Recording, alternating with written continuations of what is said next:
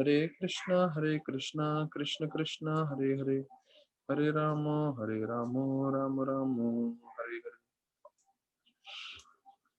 सभी भक्तों का स्वागत है आज के भागवत कथा में। हमने देखा प्रभुपाद कैसे बावरी में प्रचार करने की कोशिश कर रहे हैं और जितने भी उधर संगीत के प्रेमी लोग थे और जिनको आध्यात्म के बारे में जानना था, प्रभुपाद उनको पूरी तरह से जोड़ने की कोशिश कर रहे हैं। तो उसमें से एक थे कैरोल करके, तो वो बोल रहे हैं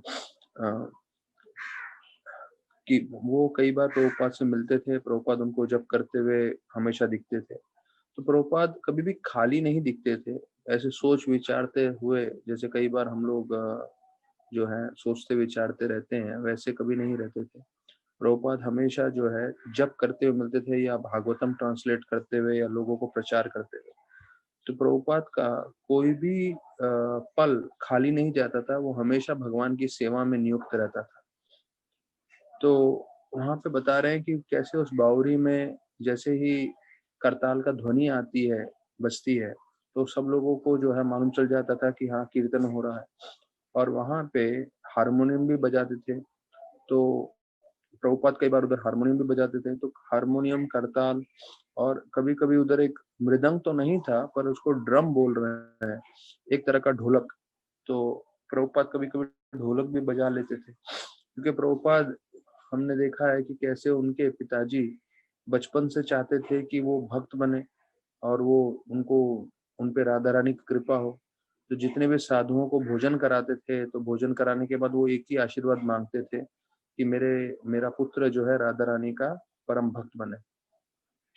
और बचपन से उन्होंने एक टीचर उनको जो है उनको मृदंग सिखाने के लिए रखा था, जिससे प्रभुपाद ने बचपन में ही जो है बहुत अच्छे से मृदंग सीख लिया था। अभी देखिए 70 साल की उम्र में उनको सब ये सब जो है प्रयोग में ला रहे हैं, विदेश में लोगों को प्रचार करने में।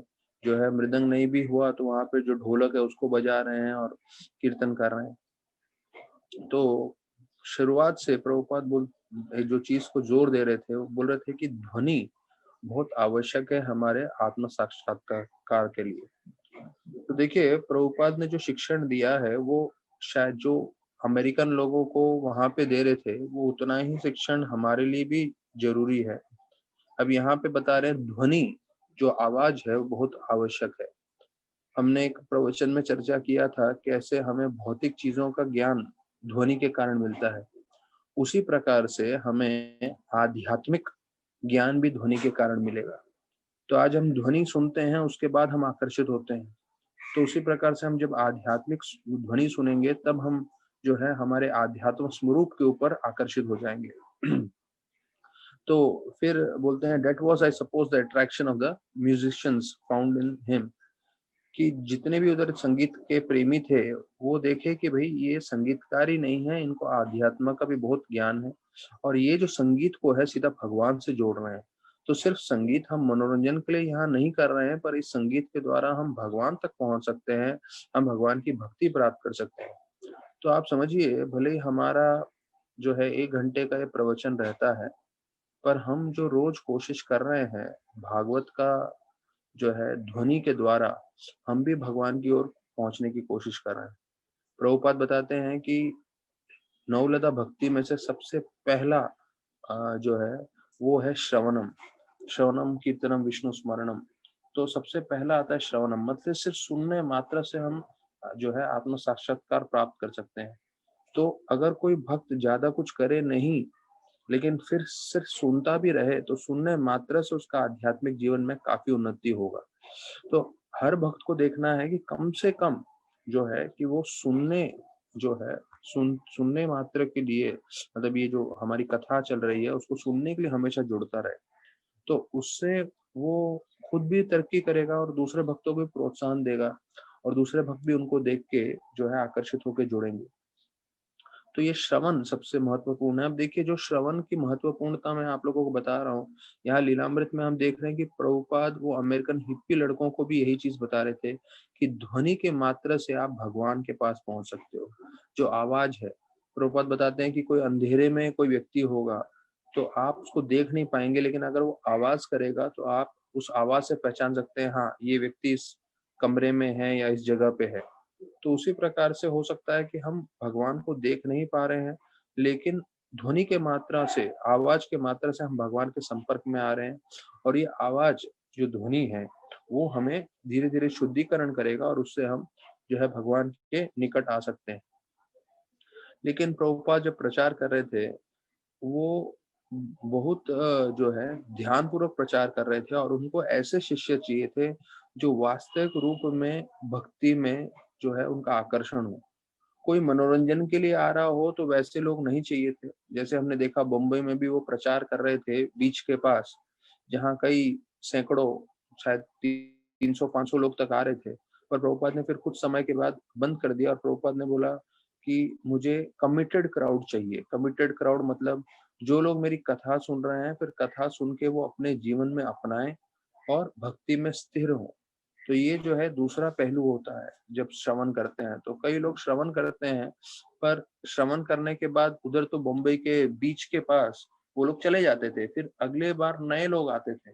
तो प्रभुपाद बोले ऐसे नए नए लोगों को प्रचार करते रहूंगा तो कोई भी भक्त नहीं बनेगा। हाँ, उनको सुकृति मिलेगी, उन्होंने हरि कथा सुना, लेकिन इससे जो है आध्यात्म के रूप से पूरी तरह से जो परिवर्तन करना है, लोगों को जो सिखाना है, वो नहीं संभव हो पाएगा। अभी एक नए भक्त आते हैं वहां पे, माइकल ग्रांट। जहां तक मुझे मालूम है अभी ये जो है माइकल ग्रांट भविष्य में जाके मुकुंद गोस्वामी महाराज बनने वाले हैं। तो ये भले ही 24 साल के लड़के हैं अभी, जो अभी प्रभुपाद के साथ जुड़ रहे हैं, पर ये उनमें से होने वाले हैं जो भविष्य में, जो आज भी शायद मुकुंद गोस्वामी महाराज अभी भी इस्कॉन में है, तो इनका ये पहले उनमें से थे जो प्रभुपाद के साथ जुड़े। अब देखिए इनका दृष्टिकोण कैसे था, क्योंकि बाकी सब लोगों में ये हैं जो माइकल जो पूरी तरह से भक्ति में स्थिर होने वाले हैं। तो बोलते हैं उनका पहले आध्यात्म में आकर्षण था, और जो है जो कई किताबें होती हैं जो उस समय, तो ये 1970 की बात चल रही है, 1965 की बात चल रही है, 65 65 66 की बात चल रही है। तो उस समय जो है दूसरे लोग अलग अलग तरह की किताबें भी पढ़ते थे, तो उसमें उनकी रुचि थी। और उन्होंने पहले ही स्वामी योगियों के बारे में सुना था, और कई लोगों से मिले भी थे वो अमेरिका में, और जो जो आध्यात्म के बारे में जान बता रहे थे, जो हठ योगा के बारे में बता रहे थे, उसके बारे में भी उन्होंने सुना था, देखे थे। तो इसलिए वो स्वामी से मिलने के लिए, मतलब प्रभुपाद से मिलने के लिए काफी उत्साहित थे।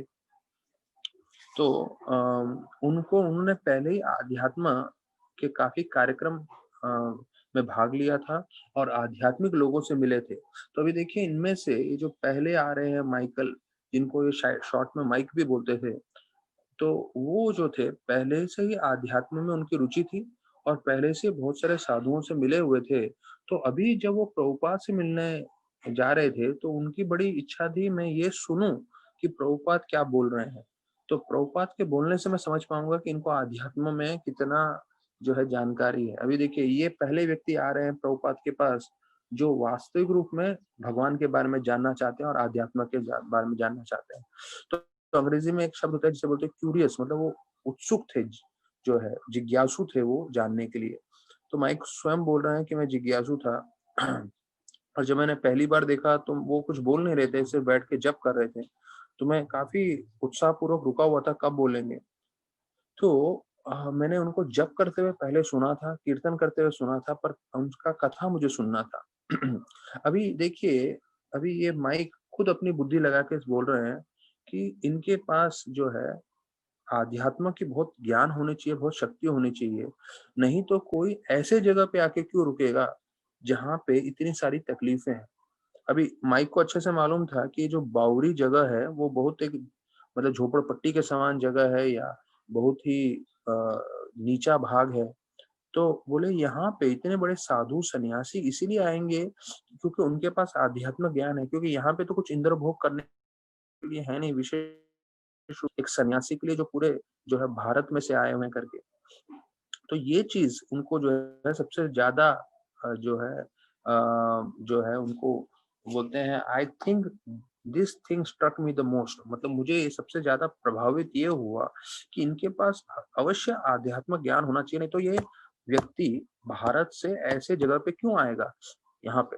तो फिर वो बताते हैं कि वो बैठे प्रवचन करने के लिए, सुनने के लिए। और जैसे मैंने सुना तो उसी वक्त जो है मेरा दिमाग पूरी तरह से खुल गया। माइक बोल रहा है। हाँ, क्योंकि मैंने ऐसे आध्यात्म के बारे में कभी सुना ही नहीं था। और फिर वो बोलते हैं कि दूसरे जगह पे मैंने गया था, वहां पे जो भी वातावरण था स्वामियों के पास या योगियों के पास, या जो हठ योगी सिखा रहे थे, उनका वातावरण बहुत ही ऐसा, बोलते हैं ना, अ, बहुत सारे जो है अच्छे कमरे थे, अच्छे खासे उधर प्रबंध थे। तो उसके सामने ये बावरी जो है बहुत ही तपस्वी जगह था। तो पहले चीज जैसे उन्होंने सुना तो एक चीज समझ लिया कि ये तो बड़े स्कॉलर हैं, बड़े पंडित हैं। तो प्रभुपाद का नाम भी दिया था भक्ति वेदांता, जिनके पास भक्ति भी है और शास्त्रों का ज्ञान भी है। तो जो धर्म के बारे में सुना हुआ है वो तुरंत पकड़ सकता था प्रभुपाद के बात करते ही कि कितने बड़े प्रभुपाद ज्ञानी हैं। तो एक अंग्रेजी में कहावत आती है, it takes one to know one, अर्थात अगर आपको किसी को पहचानना है तो किसी को पहचान बनाने के लिए आपकी खुद की क्षमता होनी चाहिए। जैसे अगर मैं आपको भौतिक रूप से बताने की कोशिश करूं कि अगर कोई इंजीनियर है और उसने इंजीनियर में भी जो है काफी पढ़ाई की हो, सिर्फ इंजीनियरिंग के बाद पोस्ट डिग्री किया हो, तो फिर वो जो हाईएस्ट लेवल ऑफ इंजीनियरिंग होता है, जो क्वांटम मैकेनिक्स का जो होता है, जो पीएचडी लेवल के लोग चर्चा करते हैं, तो वो जो है समझ सकते हैं। हाँ, अभी हम जैसे लोग जिनको इतना मालूम नहीं है क्वांटम मैकेनिक्स के बारे में, तो कोई कुछ बोलेगा भी तो हमें कुछ समझेगा ही नहीं, पूरा सर के ऊपर से जाएगा। क्यों? क्योंकि कभी हमने वो इंजीनियरिंग का लाइन पकड़ा ही नहीं है, समझा ही नहीं है। तो उसी प्रकार से जो जिस लाइन में होता है उस लाइन में वो समझ सकता है। जैसे जब डॉक्टर होते हैं, अभी डॉक्टर को किसी पेशेंट के बारे में चर्चा करना है तो वो दूसरे एक्सपर्ट प्रोफेशनल डॉक्टर से बात करता है। वो खुद डॉक्टर है तो वो प्रोफेशनल डॉक्टर से बात करता है जो स्पेशलाइज्ड होते हैं, जो जिन्होंने ज्यादा डिग्री ली होती है, तो उनसे समझ पाते हैं इनकी क्या बीमारी है। तो वो डॉक्टर है, वो दूसरे बड़े डॉक्टर से बात करके समझ पाते हैं। तो वैसे ही यहाँ पे माइक एक ऐसे व्यक्ति थे जिनको थोड़ा आध्यात्म के बारे में जानकारी थी। तो वो सुनते ही समझ गए कि इनको जो है बहुत ज्यादा ज्ञान है, पहला। और जो भी वो बोल रहे हैं पूरी तरह से उसको, इनके जो शब्द बोल रहे हैं उस पर पूरी निष्ठा है। अभी मैं आपको एक बात बताऊं कि हम लोग एक कार्यक्रम में थे, और वहां पे किसी ने तो ऐसा कुछ पॉइंट बोल दिया कि भागवतम में कोई वाक्य सही नहीं है करके। तो गौरांग प्रभु इतने भड़क गए उस व्यक्ति के ऊपर और बोले, मुझे निकाल के बताओ पूरे भागवतम में से कि किसी भी भागवतम का एक भी वाक्य में गलती है। तो बोले, आप ऐसे कैसे कुछ भी स्टेटमेंट बोल रहे हो, कुछ भी वाक्य बोल रहे हो कि भागवतम में गलती है? आप तो पूरी तरह से हमारी श्रद्धा हिला रहे हो। ऐसे थोड़ी हो सकता है। आप मुझे दिखाइए कौन से भागवतम के 12 किताबें हैं, 12 स्कंद हैं, हाँ, 18 किताबें हैं, आप खोलिए और मुझे वाक्य दिखाइए और बोलिए। तो उस आदमी के पास जवाब नहीं था, चुप हो गया वो। तो कहने का मतलब है कि हम जो भक्त हैं, जो हम उनके अनुयायी हैं, हमें भी पूरी तरह से श्रद्धा होना चाहिए जो हम पालन कर रहे हैं, जो हम भक्ति कर रहे हैं। देखिए, वाद विवाद करने में तो कई लोग जो हैं वो बहुत वाद विवाद कर सकते हैं। मुझे मालूम है, मेरे दूर के रिश्तेदार थे, तो वो रिश्तेदार मतलब मेरे कजिन्स थे, ये मेरे इस्कॉन में आने से पहले की बात है। तो वो उनके जो दोस्त थे, उनके सोसाइटी वाले थे, वो लोग चर्चा करते थे तो रात को 10-11 बजे बैठते थे चर्चा करने के लिए और सुबह 4 बजे तक चर्चा करते रहते थे। मैं नहीं था उन चर्चा के बीच में, पर ऐसे लोग भी रहते हैं जिनको चर्चा करना इतना पसंद है और वो एक दूसरे के साथ, बोलते हैं ना, आर्ग्यूमेंट कर रहे हैं या एक दूसरे के साथ वाद विवाद कर रहे हैं। तो वो सीखना नहीं चाहते, वो एक दूसरे को परास्त करना चाहते हैं। तो ऐसे लोगों के साथ आप एक रात क्या, जो है, आप पूरा 1 साल भर भी बैठोगे तो कुछ फायदा नहीं होने वाला। ज्ञान वो प्राप्त कर सकता है जो नम्रता से सीखने के लिए जो है कोशिश कर रहा हो। हाँ, अगर उसके मन में प्रश्न है तो नम्रता से वो प्रश्न पूछेगा, तो उसका उसको जवाब मिलेगा। लेकिन अगर वो आर्ग्यू करना चाहता है, वो जो है जो सामने वाले को हराना चाहता है, अगर उसका ये भाव है, तो ऐसे व्यक्ति के साथ समय बर्बाद करके कोई फायदा नहीं।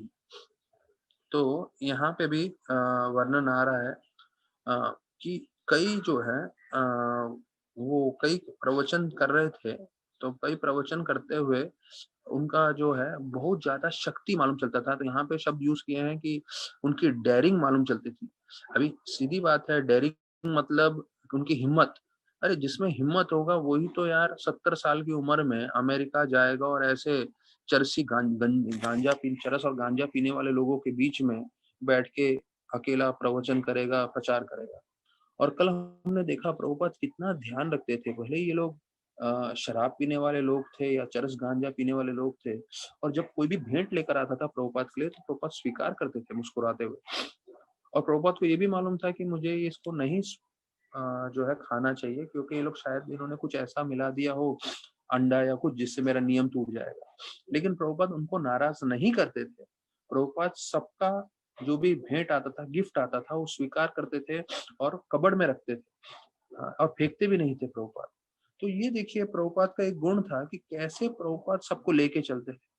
तो प्रभुपाद के जो पहले शिष्य थे, जैसे अभी हम देख रहे हैं माइकल करके है, माइक, अ, वैसे जो उनके पहले शिष्य हैं, जो अभी कई लोग उसमें तो भगवत धाम भी जा चुके हैं, यमुना माता जी हैं और अ, ब्रह्मानंद प्रभु हैं। जो उनके दूसरे भक्त हैं, उनके जो दूसरे शिष्य हैं, वो बोल रहे थे प्रभुपाद में एक गुण था जिसे बोलते हैं अंग्रेजी में एकोमोडेट करना। एकोमोडेट करना मतलब जैसे हम लोग ट्रेन में जाते हैं, अभी तो खैर लॉकडाउन चल रहा है, पर आपको मालूम है जब ट्रेन में जाएंगे तो 3 सीट होती है। हाँ, तो चौथा सीट कैसा होता है, वो टेढ़ा होके बैठता है, तो मतलब उसको भी अपने साथ फिट करना, अपने साथ बैठा लेना। तो बोले ये प्रभुपाद का गुण था, वो किसी को भी अपने साथ ले लेते थे। तो बोले ये गुण वैष्णव में आना बहुत जरूरी है कि हम, भले ही सामने वाले की योग्यता ना हो, भले ही सामने वाले में अच्छे गुण ना हो, या हो सकता है कि वो थोड़े उसमें गलतियां हो, लेकिन हमको उसको भी स्वीकार करना चाहिए और उसको भी भक्ति में लेके चलना चाहिए। ये हमारी जो है, ये हमारे लिए परीक्षा है कि मना करना तो कोई भी कर सकता है, लेकिन ऐसे लोगों को भी लेके चलना जिसमें थोड़ी कमियां हो, थोड़ी त्रुटियां हो, वो बहुत महत्वपूर्ण है। और प्रभुपाद सबको ले लेते थे, प्रभुपाद सबको स्वीकार कर लेते थे। तो एक व्यक्ति था, एक भक्त थे, जो उन्होंने किसी से गलत संबंध बना दिए थे, किसी स्त्री के साथ। तो अभी मालूम है हमें चैतन्य चरितामृत में से कि कैसे चैतन्य महाप्रभु इस चीज को लेके बहुत नियम के बहुत पक्के थे। और छोटा हरिदास ने सिर्फ मन में सोचा था, तो मन में सोचने के कारण उनको निकासित कर दिया, उनको अपने जो पूरे भक्तों के समूह में से निकाल दिया। और उन्होंने कहा था मैं इससे जीवन पर्यंत कभी इनका मुंह नहीं देखना चाहूंगा। और फिर हमें ये भी मालूम है कि कैसे जो है उनका जो है वो बहुत दुखी हो गए थे और उनको पूरे भक्तों के समूह से निकाल दिया था। तो अभी ये चीज सुन के वो भक्त आए और प्रभुपाद को बोलने लगे, प्रभुपाद आप मुझे निकाल देंगे क्या, जैसे चैतन्य महाप्रभु ने निकाल दिया था। क्योंकि उन्होंने भी वही गलती की थी, लेकिन छोटा हरिदास ने सिर्फ मन में सोचा था, इन्होंने तो जो है पूरी तरह से वो गलती की थी। तो वो व्यक्ति ने आके प्रभुपाद को पूछा, प्रभुपाद आप मुझे भी निकाल दोगे जैसे चैतन्य महाप्रभु ने निकाला था। तो प्रभुपाद का जवाब क्या था, बहुत महत्वपूर्ण है, हमें ध्यान से सुनना चाहिए। प्रभुपाद ने बोला, चैतन्य महाप्रभु भगवान है, उनको किसी की आवश्यकता नहीं है प्रचार करने के लिए। मैं भगवान नहीं हूँ, मैं भगवान का सिर्फ दास हूँ, मुझे सबकी आवश्यकता है।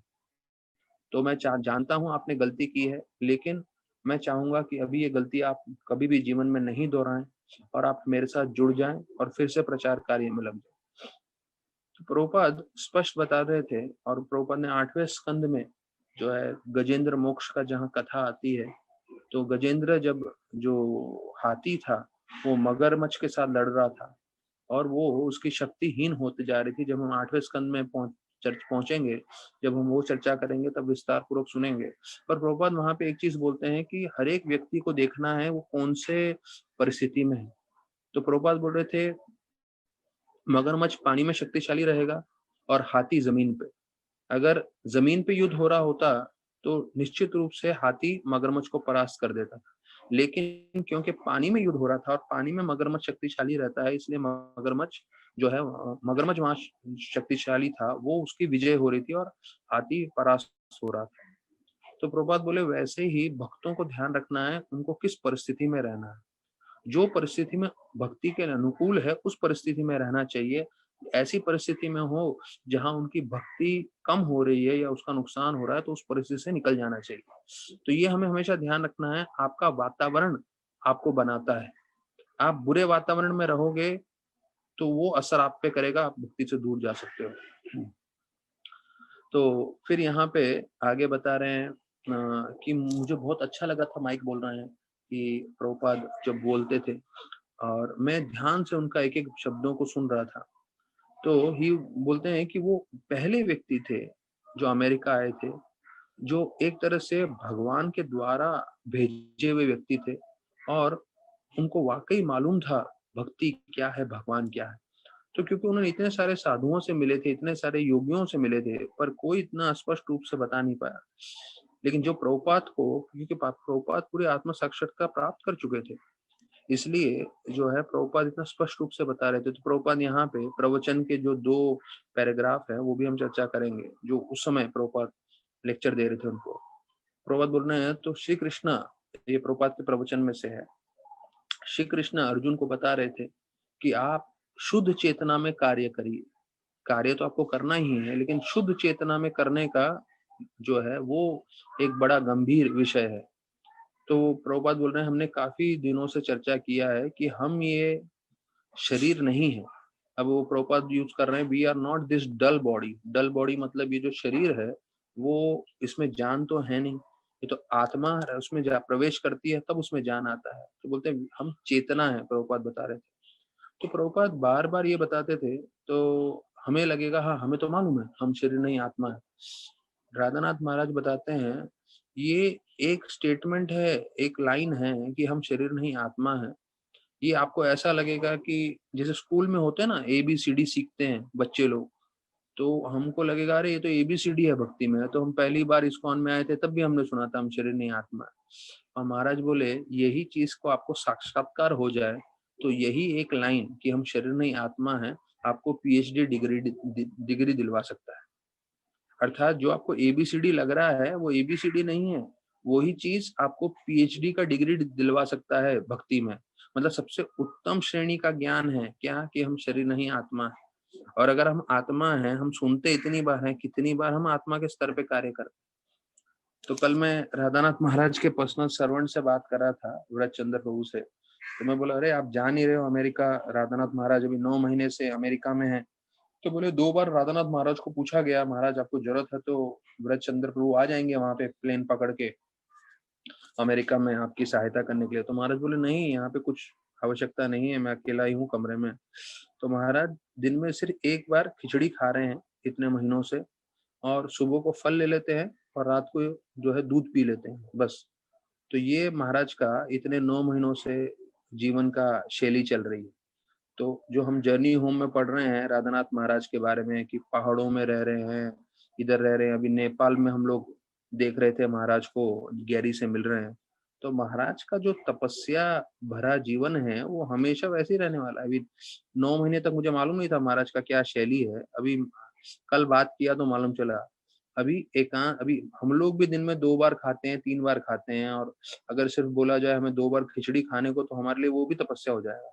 महाराज खुद अपना कुकिंग कर रहे हैं, दिन में 1 बार खिचड़ी बना के खाते हैं, रात को दूध लेते हैं, सुबह को थोड़ा फल ले लेते हैं, और ऐसे सिर्फ एक दिन में 1 ही बार खाना बनाने के लिए समय इस्तेमाल कर रहे हैं, और बाकी पूरा दिन जो है महाराज सेवा में लगे हैं, प्रचार में लगे हैं। और यहाँ तक कि बताया कि महाराज कुछ वृंदावन के ऊपर पुस्तक लिख रहे हैं, तो उसके लिए महाराज को काफी समय लग रहा है उधर। और अभी क्योंकि एकांत में है, कोई आ जा नहीं रहे हैं, तो कोई उनके साथ रह नहीं रहा है, महाराज अकेले हैं उस कमरे में। महाराज खुद ही कपड़े धो रहे हैं, महाराज खुद ही साफ सफाई कर रहे हैं, महाराज खुद ही अपना रसोई बर्तन सब कर रहे हैं।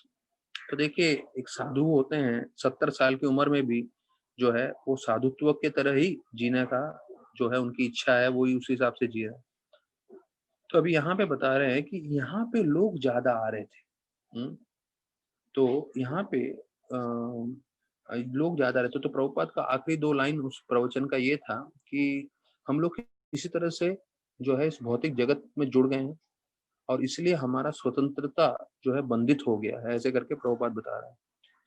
अभी प्रभुपाद का प्रवचन समाप्त हो गया, यहाँ पे बता रहे हैं कि यहाँ पे अटेंडेंस ज्यादा लोग आ रहे थे, और ये जो लॉफ्ट का जगह था बावरी का, उसमें ज्यादा लोग आ सकते थे, उधर ज्यादा जगह था लोगों को बैठने के लिए भी। तो एक पुराना गोडाउन आप मान सकते हैं। तो इसको किसी तरह से भी आप मंदिर नहीं बोल पाओगे जहाँ प्रभुपाद प्रचार कर रहे थे। वो एक पुराना गोडाउन था, लेकिन प्रभुपाद गोडाउन में भी प्रचार कर रहे थे, क्योंकि प्रभुपाद को मालूम था अगर मैं शुद्ध भक्ति बताऊंगा तो शुद्ध भक्ति से लोग आकर्षित होंगे, अवश्य जुड़ेंगे। जितने लोग सुन रहे थे महाराज का, प्रभुपाद जी का प्रवचन, वो ज्यादा जो है संगीत प्रेमी लोग थे।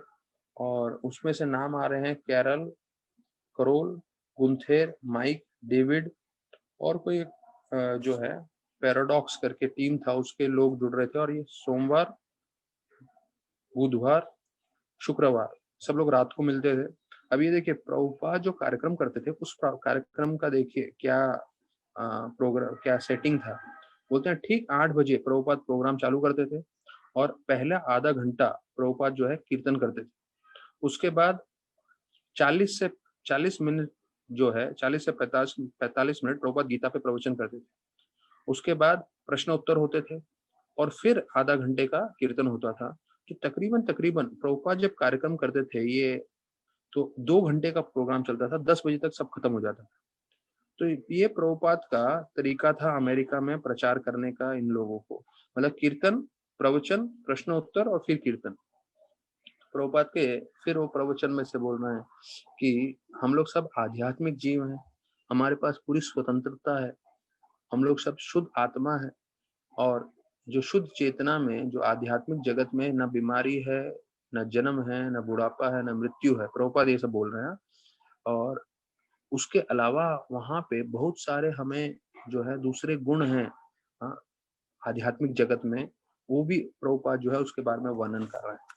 तो देखिए प्रभुपाद जो है इन लोगों को पूरी तरह से भक्ति के बारे में बता रहे हैं, और उनका जो तरीका वही था कीर्तन, प्रवचन, प्रश्न उत्तर और कीर्तन। तो कल चाहिए तो रविवार का दिन है, तो कल हम लोग एक, शायद हो सकता है 5 बजे ठीक जब हम रोक देंगे, उसके बाद हम 5-10 मिनट या 15-20 मिनट भी जिन भक्तों को प्रश्न है तो वो प्रश्न हम लेंगे।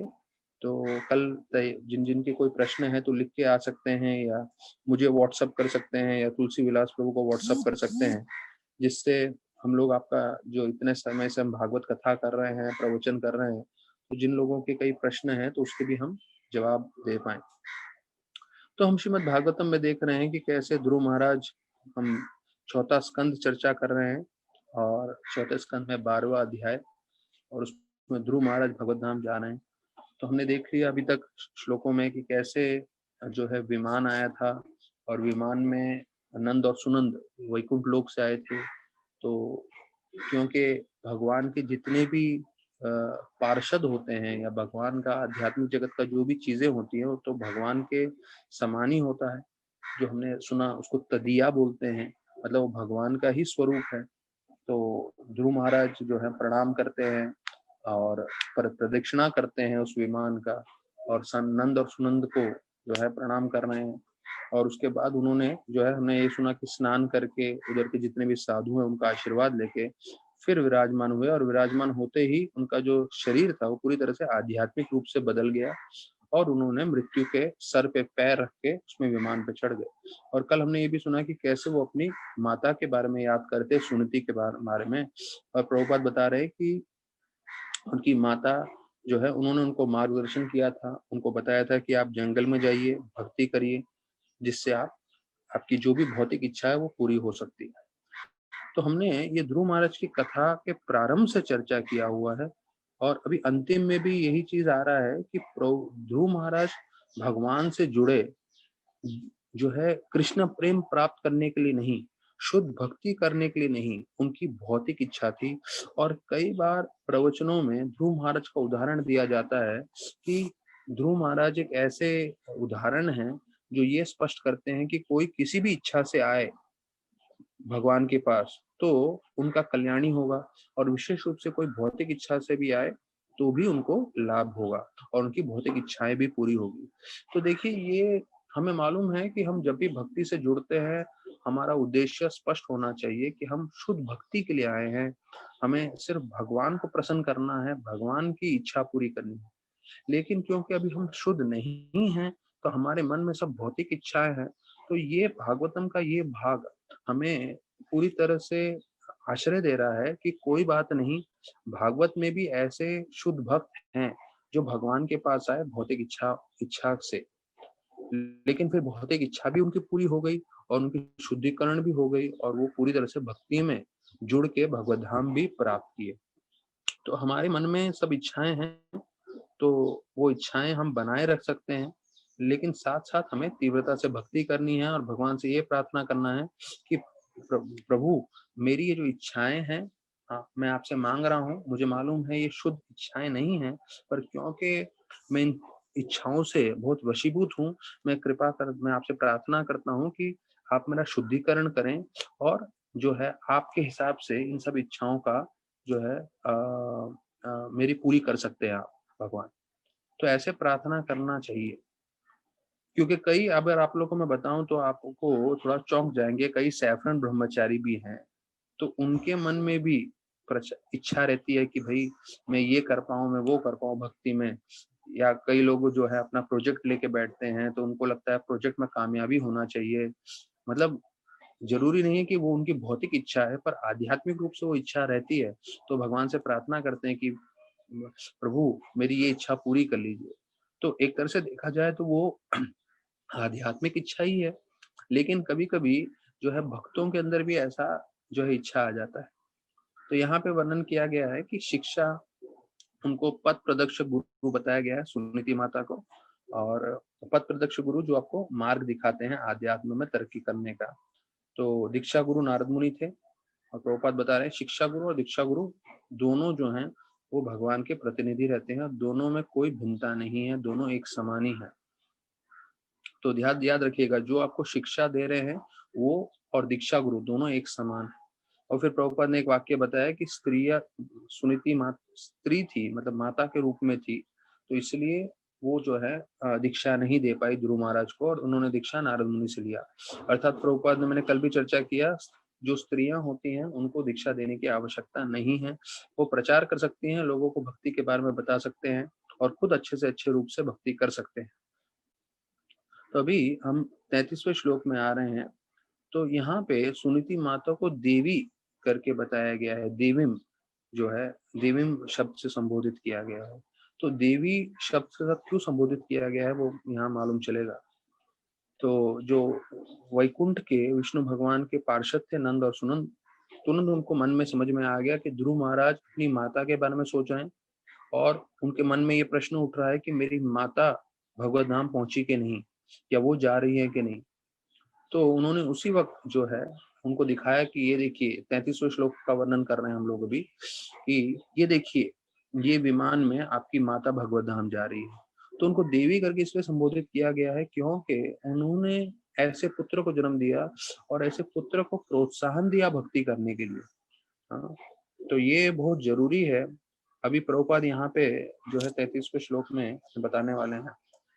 तो संक्षेप में मैं आपको पहले बता दूं, बोलते हैं एक पिता, एक माता, गुरु, अगर हम लोग, ये जितने भी माता पिता या गुरु हैं, अगर वो भक्ति में बहुत ज्यादा प्रगतिशील नहीं हो, हाँ, और वो खुद भगवत धाम नहीं जा पाए, लेकिन अगर उनका पुत्र या पुत्री जो है वो आध्यात्म में अच्छे से भक्ति कर रही है, तो उनकी शक्ति से जो है माता पिता या गुरु भगवत धाम जा सकते हैं।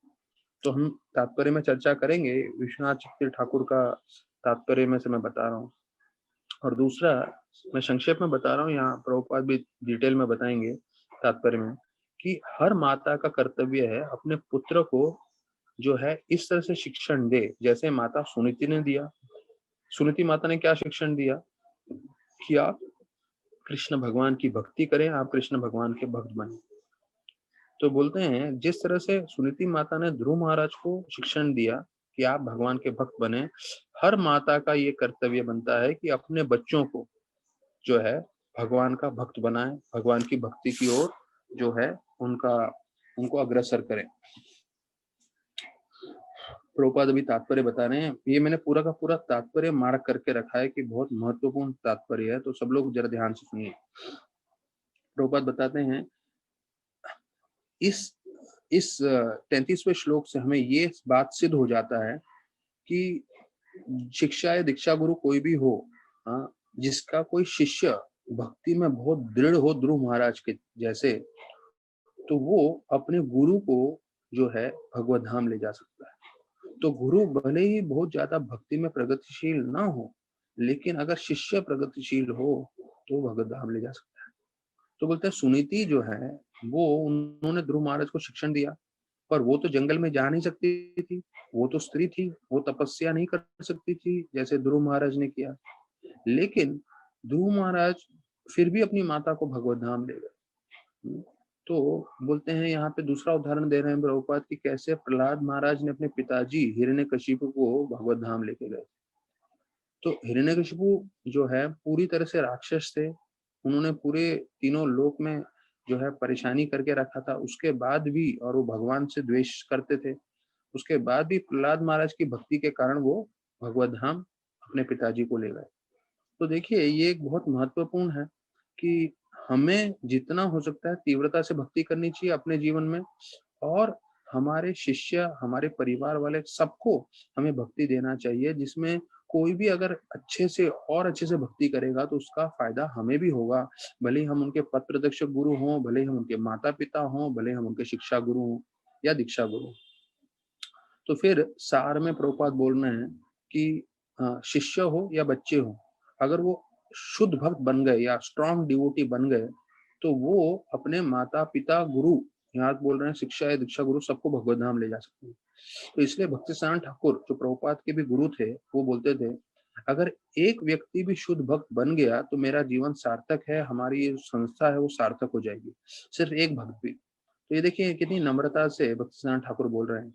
हाँ, तो प्रभुपाद बोल रहे हैं, अभी देखिए अभी इस इन शब्दों में जो है प्रभुपाद की नम्रता मालूम चल रही है। देखिए प्रभुपाद इतने बड़े आचार्य हैं, और इतने बड़े आचार्य होते हुए प्रभुपाद की आप नम्रता देखिए।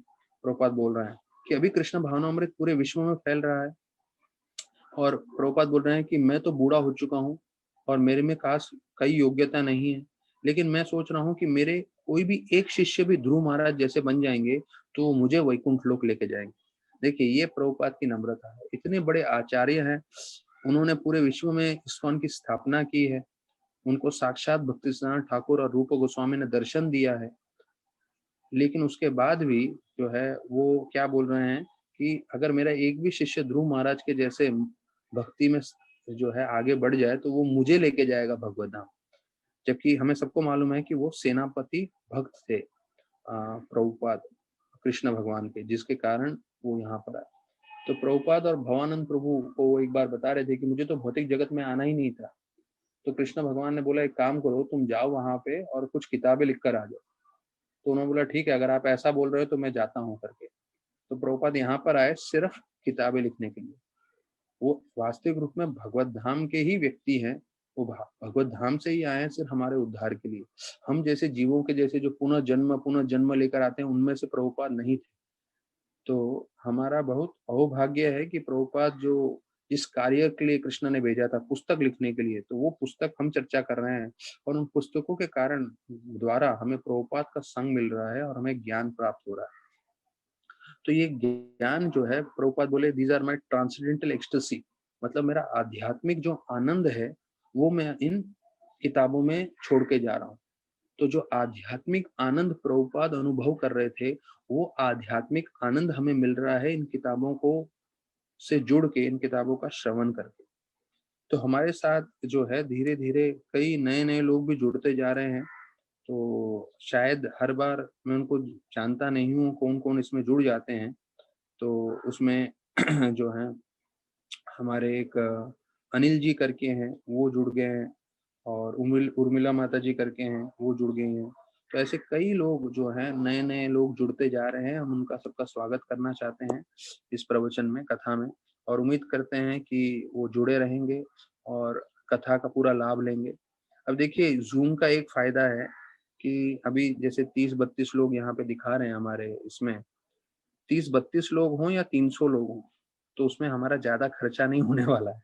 जब प्रसादम बनाना होता है, तो खर्चा बढ़ जाता है, लेकिन सिर्फ़ प्रवचन करना है, तो प्रवचन में कोई खर्चा नहीं है। तो जो है कोई कहीं पे भी बैठ के आराम से इस कथा को श्रवण कर सकता है, जुड़ सकता है। तो अभी यहाँ पे 34वें श्लोक में बता रहे हैं अ, ध्रुव महाराज जैसे भगवत धाम की ओर जा रहे थे, तो उन्होंने दूसरे सब लोक भी देखे और उन्हें सारे देवता भी देखे और देवता विमान में थे और वो वहां से जो है ध्रुव महाराज के ऊपर फूलों की वर्षा कर रहे थे। तो ये जैसे हमने एक चर्चा सुना, पहले प्रभुपाद तात्पर्य बता रहे हैं कि कई जीव की इच्छा होती है, कई जीव की इच्छा होती है कि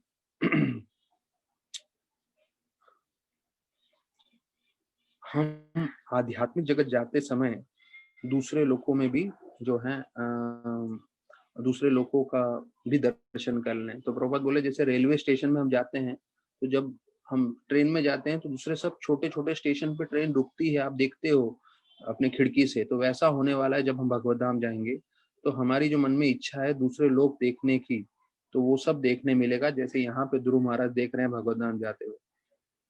तो यहाँ पे मैसेज आ रहा है मुझे तुलसी विलास प्रभु का और आदित्य प्रभु का कि आज 250 क्लास हो चुके हैं श्रीमद् भागवतम के लॉकडाउन में। तो सब लोग ये बोल रहे हैं कि आज 250 प्रवचन हो गए हैं।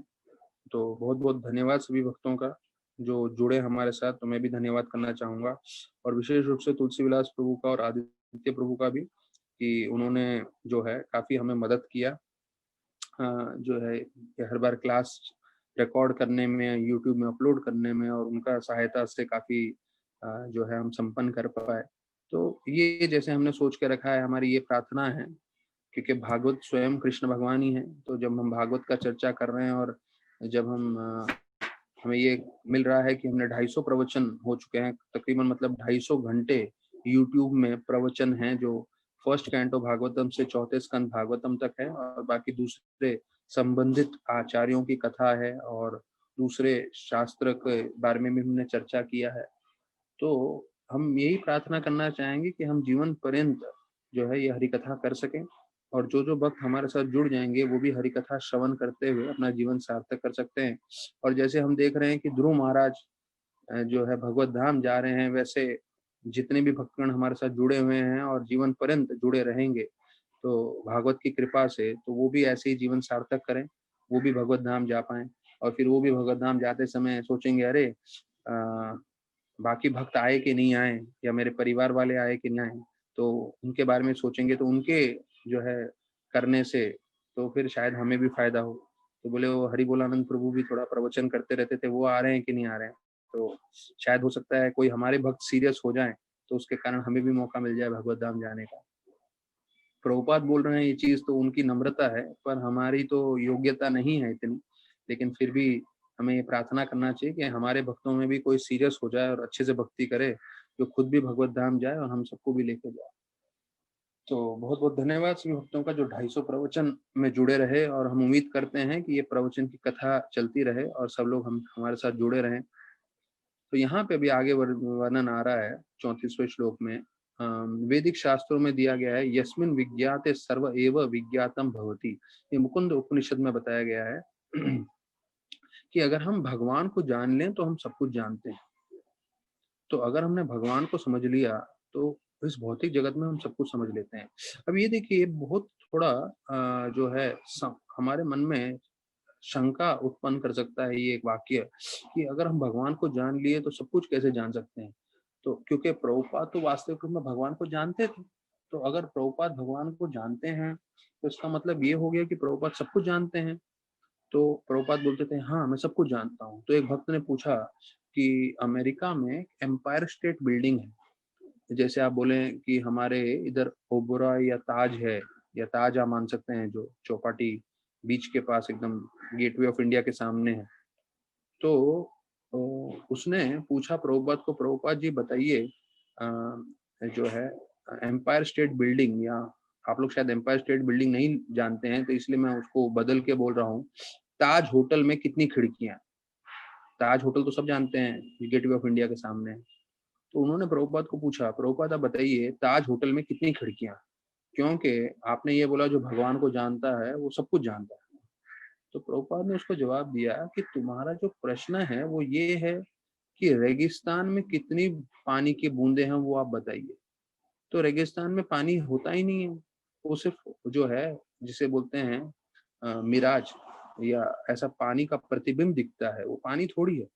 तो प्रभुपाद बोले कि आप ऐसे प्रश्न पूछोगे तो उसके थोड़ी जवाब देने के लिए गुरु बैठे हैं।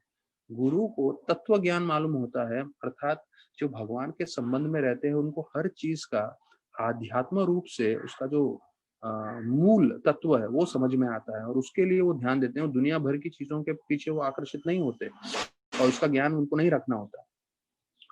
तो प्रभुपाद बता रहे हैं कि जब भगवत धाम जाते हैं तो उस समय वैकुंठ जाते हुए हम दूसरे सब लोग का भी दर्शन करते हुए जाते हैं। तो अभी प्रभुपाद जी दूसरा चीज बता रहे हैं कि ध्रुव महाराज का शरीर हमारे जैसा शरीर नहीं था, उनको आध्यात्मिक शरीर मिल गया था। तो उनका पूरा सोने के वर्ण का शरीर था। तो बोलते हैं कि कोई भी ऊंचे लोक में बिना आध्यात्मिक शरीर के नहीं जा सकता है। तो ये आध्यात्मिक शरीर होना जरूरी है, तभी हम ऊंचे लोकों में और वहां से हम भगवत धाम जा सकते हैं करके बोलते हैं। कि हमें नारद मुनि के बारे में मालूम है, नारद मुनि एक अकेले हैं जिनके पास पूरा आध्यात्मिक रूप से शरीर है, जो अ, अ, भौतिक जगत में भी कहीं भी जा सकते हैं और आध्यात्मिक जगत में भी जा सकते हैं। तो जब कृष्ण भगवान लीला कर रहे थे तो हम देखते हैं कैसे वो कंसा के पास जाके मिलते हैं, और हमने ये भी सुना है कि कैसे वो रावण के पास मिलते हैं। तो रावण को बोलते हैं कि मुझे ब्रह्म ज्ञान दीजिए और उससे मैं अमर हो जाऊंगा। तो नारद मुनि एक बार रावण को जो मिलते हैं तो रावण बोलते हैं अरे आपकी योग्यता नहीं है। तो बोलते हैं अरे ऐसे कैसे योग्यता नहीं है, मुझे सीखना ही है। तो बोले अरे आध्यात्म ज्ञान चाहिए, ब्रह्म ज्ञान चाहिए, आप जबरदस्ती से थोड़ी सीख सकते हो, आपकी योग्यता नहीं है। तो बोलते नहीं मुझे सीखना है करके। तो बोलते कैसे नहीं सिखाओगे, मैं भी देखता हूँ करके तलवार निकालते हैं, तलवार से वार करने लगते हैं। तो नारद मुनि का शरीर तो आध्यात्म शरीर है, तो पूरा आर पार हो जाता है तलवार। तो बोलते ये क्या, ये तो मेरे पास भी इतनी शक्ति नहीं है। तो बोले नारद मुनि बोले मैंने तुमको पहले ही बोला था तुम्हारी योग्यता नहीं है। जब मैंने नहीं बोला तो तुम मुझ पे ही आक्रमण करने लगे तलवार के साथ। तो ये बतलाता है कि तुम भाई इस ब्रह्म ज्ञान के लिए जो है तैयार नहीं हो। तो प्रभुपाद यहाँ उनके बारे में बता रहे नारद मुनि के बारे में कि कैसे वो भौतिक और आध्यात्मिक जगत में सब जगह घूम घूम रहे थे। अभी एक कथा में सुन रहा था, देखिए एक भक्ति का एक रोमांचकारी चीज है, भले ही आप 25 साल से भी कथा सुन रहे हो या 250 आपने कथा सुन लिया है, लेकिन फिर भी आपको ऐसा एक कथा में सुनने को एक चीज मिलेगा जो आप सुनेंगे अरे बाप रे ये तो कभी हमने सुना ही नहीं था, ये तो बहुत ही मजा आ गया इस बात सुन के। तो ऐसे मैं आपको रोमांचकारी चीज बताऊंगा। एक भक्त ने देखा और सोचा कि वृंदावन में सारे के सारे जो मंदिर हैं उसको औरंगजेब ने तोड़ दिया। ये हमने सुना कि भाई कैसे राधा गोविंद मंदिर भी उसने तोड़ा है, राधा मदन मोहन मंदिर तोड़ा है, और अधिकांश अधिकांश सारे के सारे मंदिर उसने तोड़े हैं औरंगजेब ने। तो अभी अगर आप देखें कुशल बिहारी मंदिर, अब जिनको कुशल बिहारी मंदिर मालूम नहीं है, तो जो वृंदावन जाते हैं वो लोग बरसाना भी जाते हैं। बरसाना में सबसे महत्वपूर्ण मंदिर शिवजी मंदिर है राधा रानी का, और राधा रानी के जैसी मंदिर में जाते हैं उसके पीछे ही कुशल बिहारी मंदिर है। तो जो है हम चल के जाएंगे तो वहीं से जुड़ा हुआ कुशल बिहारी मंदिर है। और वहां के जब राजा ने जय सिंह मान सिंह जिन्होंने बनाया था, तो राधा रानी उनके सपने में आई और बोली नहीं मेरा घर वहीं शिवजी पे है, मुझे आपके कुशल बिहारी मंदिर में नहीं आना है। तो आप वहां पे जाके देखिए कुशल बिहारी मंदिर में एक छोटा सा पत्थर भी आपको टूटा हुआ नहीं मिलेगा। तो एक भक्त के मन में प्रश्न आया कि अरे ऐसे कैसे, ये मुसलमान लोगों ने, औरंगजेब ने जो है और औरंगजेब ने 500 साल पहले आक्रमण किया था, और मोहम्मद गजनी ने 1000 साल पहले आक्रमण किया था। तो उस समय भी वृंदावन के सारे मंदिर तोड़े थे उन्होंने, और फिर 500 साल पहले जो वो स्वामियों ने मंदिर बनाया था वो भी तोड़े थे। लेकिन ये दोनों अवस्था में आप देखते हैं कि औरंगजेब ने बिल्कुल भी राधा रानी का मंदिर नहीं तोड़ पाए। तो वहां पे एक भक्त से पूछा, तो एक भक्त जो है उधर के, वो बोलने लगे कि भाई ये राधा रानी का स्थान है, यहाँ पे कंसा भी आक्रमण नहीं कर पाए, कंसा तो इतने जो है शक्तिशाली थे, उनमें 10,000 हाथियों की शक्ति थी। तो वो बोलने लगे वो नहीं कर पाए तो ये मुआ, मुआ मतलब औरंगजेब, वो कहाँ से उसको जो है प्रवेश मिलने वाला है राधा रानी के धाम में आक्रमण करने के लिए और तोड़-फोड़ करने के लिए, जब कंसा नहीं कर पाए। और उन्होंने बताया कि कैसे कंसा जो है, वो एक बार उसने सोच लिया कि कृष्ण की गर्लफ्रेंड है राधा रानी।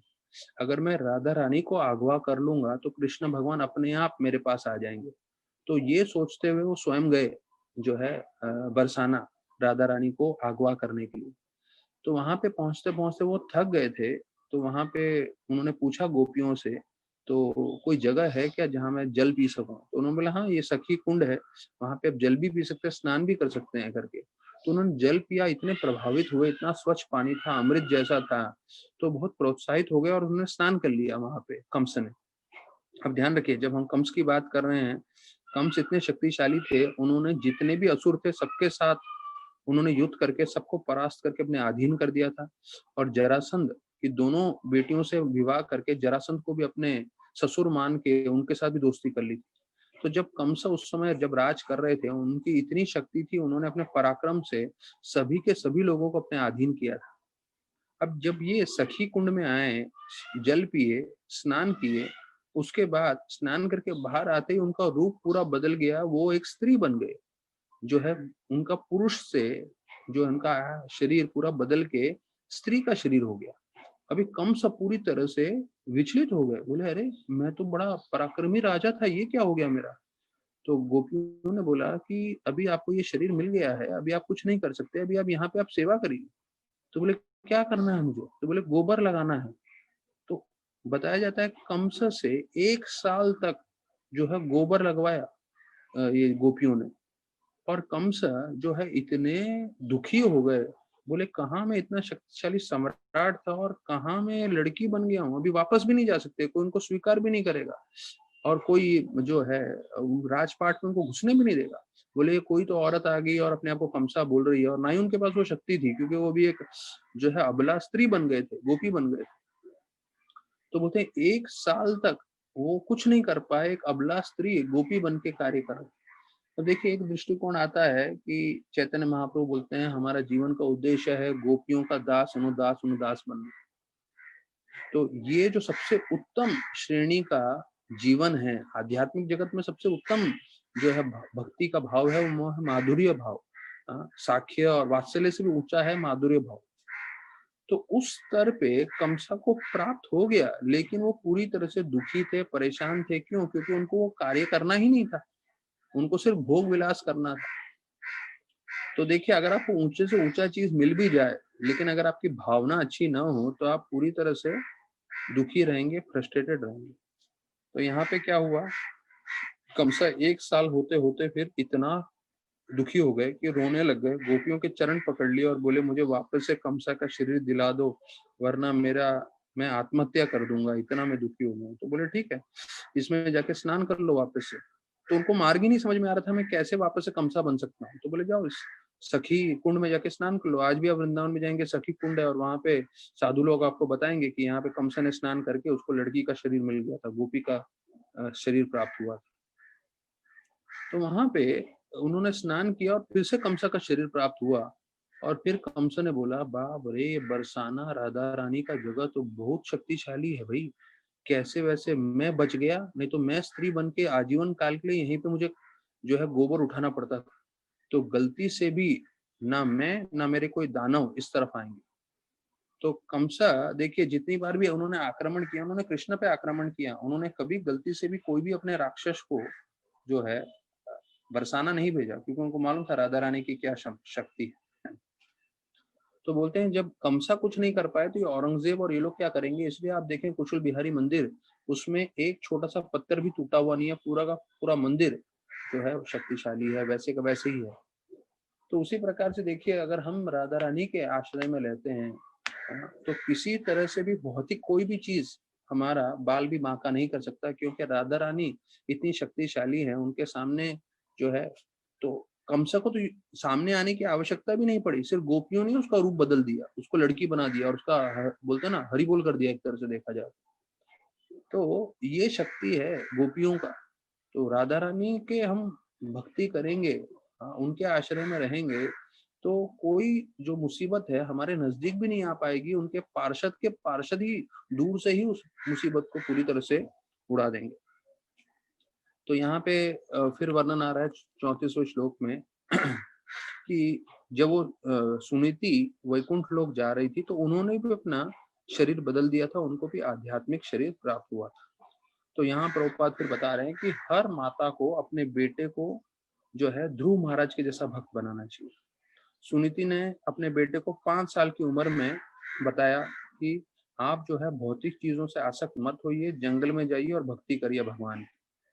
तो बोल रहे हैं माता की ये इच्छा नहीं थी कि मेरा पुत्र जो है पूरी तरह से महल में रह के, राजपाट में रह के आराम करे, नहीं, उसकी माता की इच्छा थी कि मेरा पुत्र तपस्या करे और भगवान की कृपा प्राप्त करे।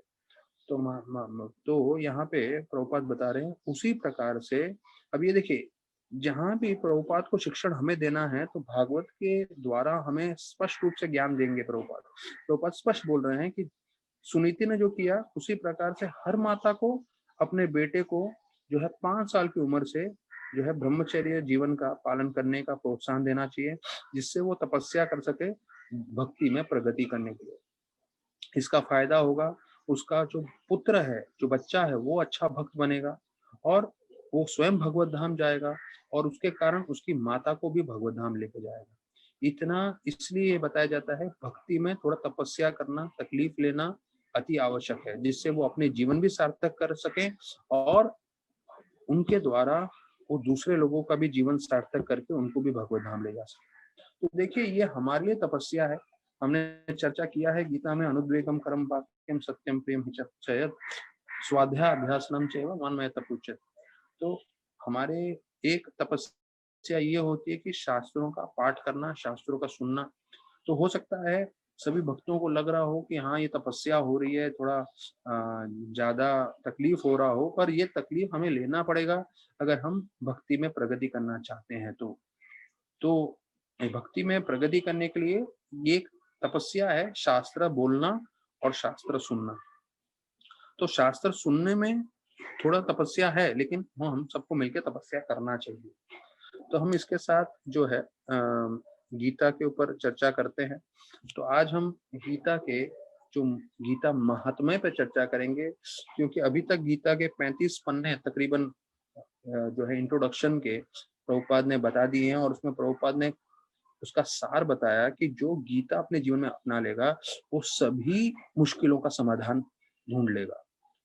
तो हमने चर्चा किया था मेरे अपने प्रवचन में कि हो सकता है किसी को पैसे की समस्या है, किसी को शारीरिक समस्या है, तो उसको क्या लग रहा है गीता पढ़ने से मेरा पैसे का जो है समस्या दूर हो जाएगी, क्या मेरी शारीरिक समस्या दूर हो जाएगी? नहीं, समस्या जब प्रभुपाद बोल रहे हैं दूर हो जाएगी, उसका ये मतलब है कि हो सकता है हमारे कर्मों के कारण हमें इस जीवन में शारीरिक समस्या हो रही है, पैसे की समस्या हो रही है, लेकिन ये समस्या आपकी आखिरी समस्या होगी। इस जीवन के बाद आपको दूसरा जो है शरीर प्राप्त नहीं करना पड़ेगा। इस जीवन के अंत में आप भगवत धाम चले जाएंगे। तो उस तरह से आप पैसे की समस्या, शरीर की समस्या, तबियत की समस्या सबका अंत करेंगे, आप भगवत धाम चले जाएंगे। और ये जो है प्रभुपाद लिख रहे हैं, this is sum and substance of entire Gita, कि पूरा गीता का सार ये है कि आप हर प्रॉब्लम का सॉल्यूशन निकाल लोगे, आपका ये जीवन अंतिम जीवन होगा। अभी हम 6-7 श्लोकों में चर्चा करेंगे गीता महात्म्य के बारे में, तो थोड़ा समय ऊपर जाएगा, पर मैं चाहूंगा सभी भक्तगण से, आज 250 क्लास हो चुके हैं, 250 प्रवचन हो चुके हैं, तो 250 प्रवचन के दिन हम 6-7 गीता महात्म्य के जो गुणगान है वो सुन के हम आज अंत करें हमारा। तो इसके बाद हम कल से जो है भगवत गीता का पहला अध्याय पे प्रवचन प्रारंभ कर सकते हैं। तो बोलते हैं, पहला गीता महात्म्य का बता रहे हैं, गीता शास्त्रम इदम पुण्यम य पठेत प्रायता पुमान विष्णु पदम आपनोति भया शोकादि वर्जिता। अब देखिए, पहला श्लोक में आ रहा है गीता महात्म्य का कि हम जब गीता सुनेंगे तो उसका क्या लाभ होने वाला है।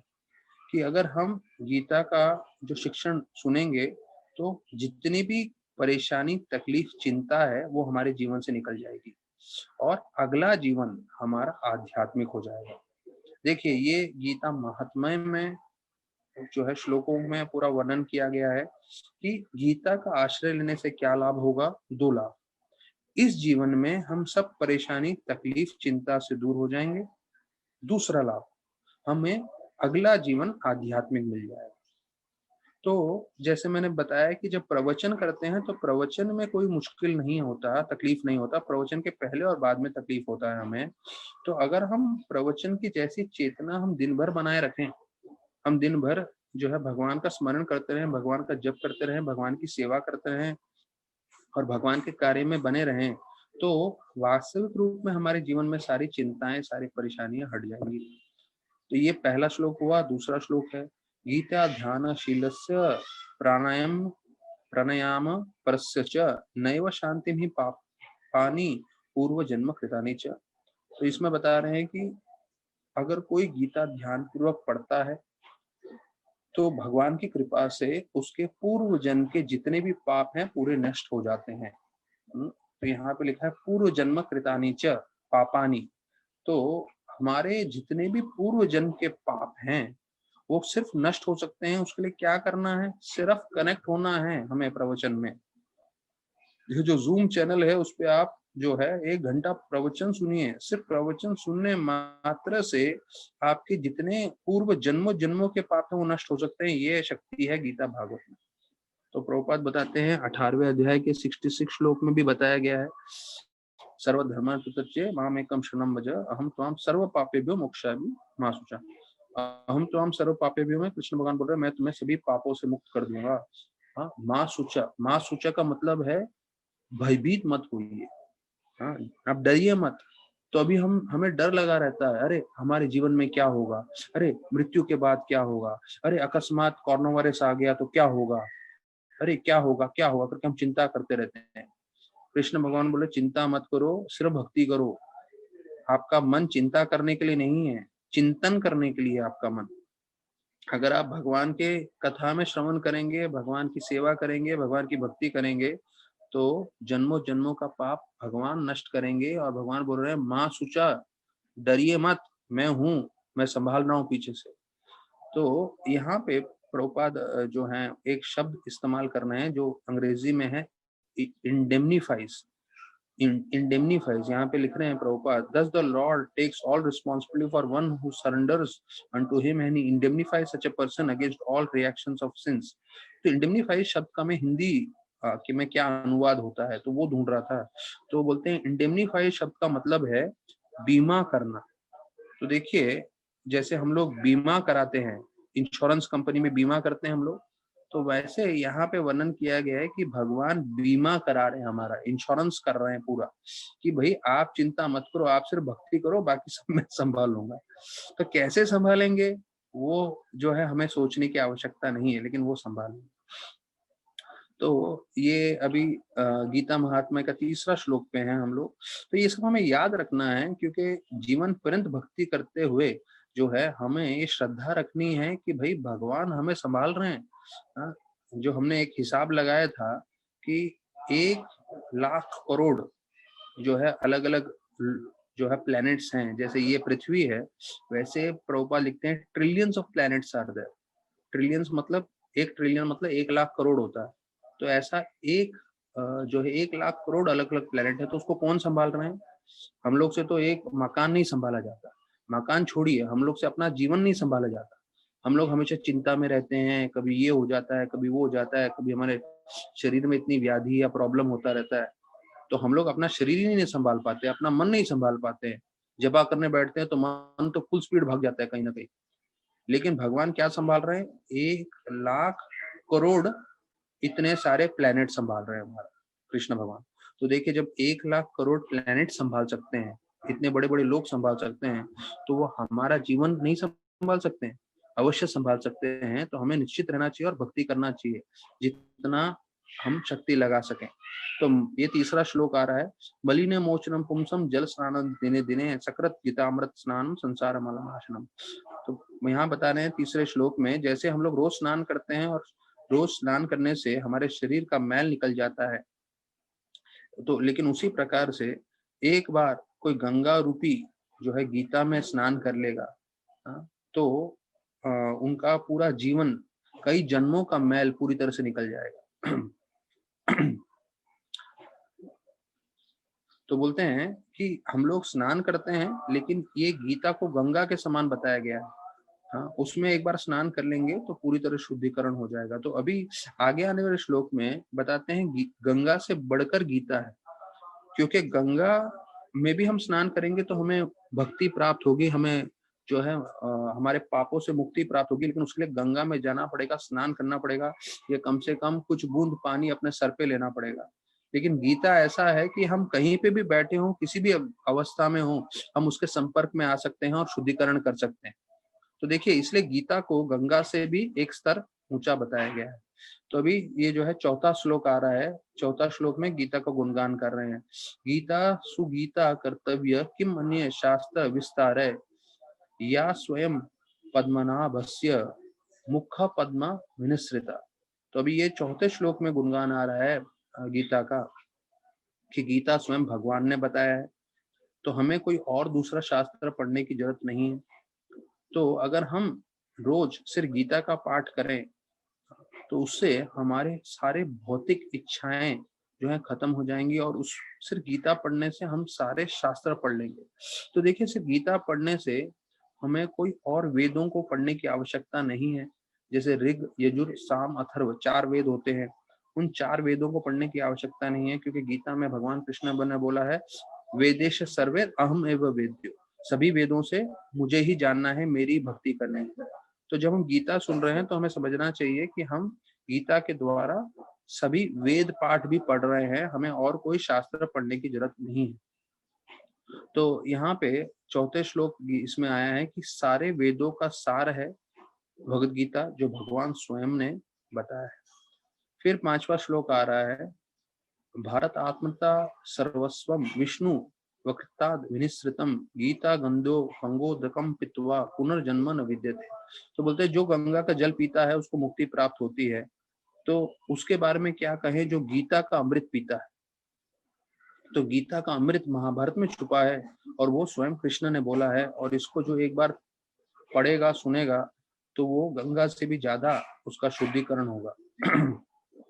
तो प्रभुपाद बोल रहे, गंगा भगवान के चरणों से निकला है और गीता भगवान के मुख से निकला है।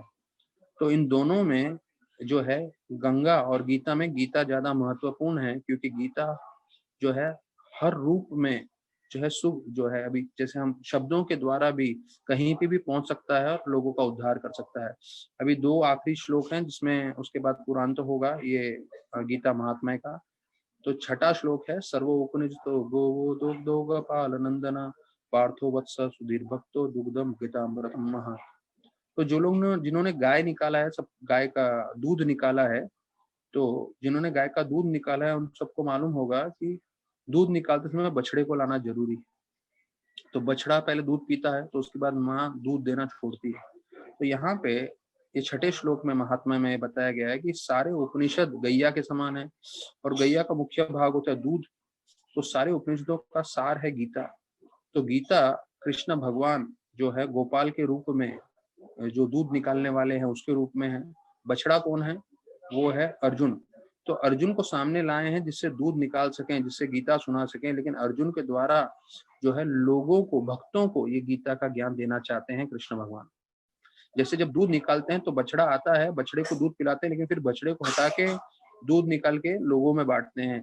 वैसे ही ये गीता अर्जुन के द्वारा बताया गया है, लेकिन ये बद्ध जीव लोगों का उद्धार के लिए है, जो उसमें श्रवण कर सकें और उसका जो है अमृत सेवन कर सकें।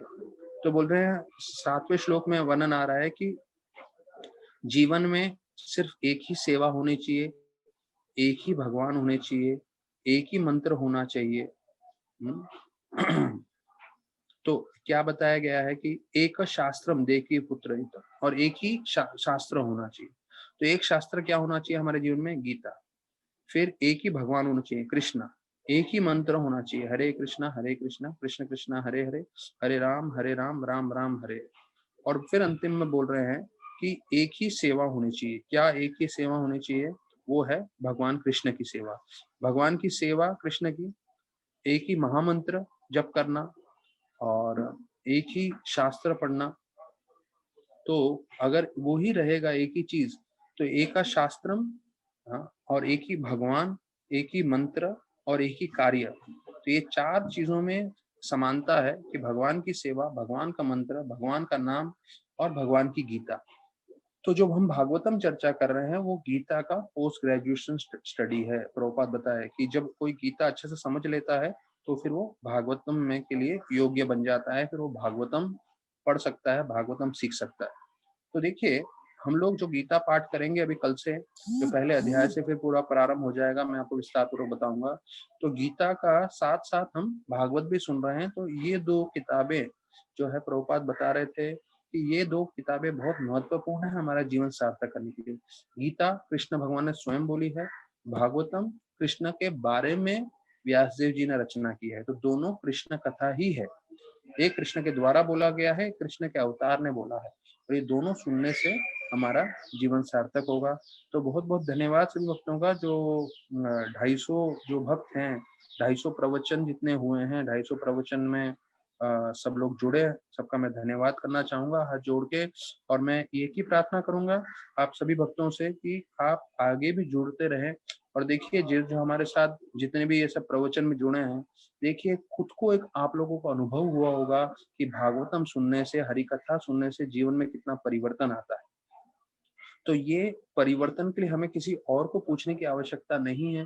जैसे प्रभुपाद स्पष्ट बताते हैं कि हम जब भोजन करते हैं तो भोजन करके हमें किसी और को पूछने की आवश्यकता नहीं पड़ती कि हमारा पेट भरा है कि नहीं, हमको खुद को अनुभव होता है। तो उसी प्रकार से मैं आपको बताऊं, आज 250 क्लास हो चुके हैं, मेरा आध्यात्म जीवन में काफी उन्नति हुआ है।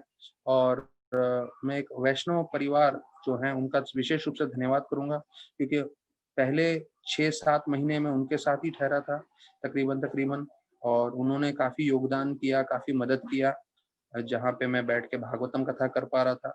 और उसके बाद लास्ट 2 ढाई 3 महीने से मैं मलाड में आ गया हूँ, पर उनका सहयोग होने के कारण जो है मैं इतना भागवतम कर पाया। तो बहुत बहुत धन्यवाद उन परिवार, वैष्णव परिवार का भी और आप सभी भक्तों का भी। और एक ही चीज मैं आपसे इच्छा करता हूँ कि आगे भी जो है, भले ही अभी 250 हो प्रवचन हुआ हो, भले ही भविष्य में 500 हो, 1000 हो, 5000 हो, लेकिन सभी प्रवचन में आप सब जुड़े रहें। तो अगर आप जुड़े रहेंगे तो आपका जीवन भी सार्थक हो पाएगा, और मैं भी जो है 2 शब्द जो है गीता भागवत के बोल पाऊंगा। बहुत बहुत धन्यवाद सभी भक्तों का। और कल हम लोग 5 बजे से 10-15 मिनट प्रश्न उत्तर लेंगे, तो उसमें सब जुड़ सकते हैं। बहुत बहुत धन्यवाद। हरे कृष्ण।